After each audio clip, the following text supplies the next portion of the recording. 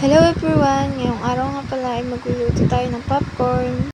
Sinishake ko nga pala yan para nga hindi masunog yung popcorn natin. Kasi nga pag di mo yan sinake, masunog yung popcorn natin, hindi na natin pwede ibenta.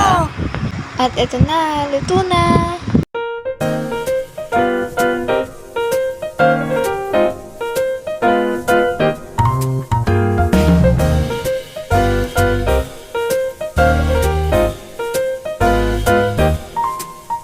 Two cups nga pala to mga mare, kada 5 piso. Unti nga lang pala niluto ko para nga pag di naubos, di masayang, diba? Pag naubos na, magluluto na lang ako ulit.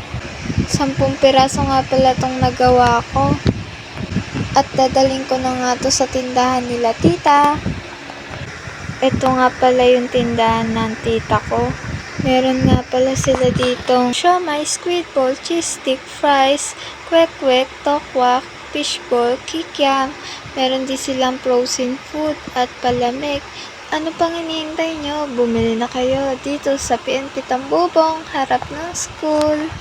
Do ba do ba do ba do ba do ba do ba do ba do do ba do do do a boo ba do ba do boo boo ba do a do ba do ba do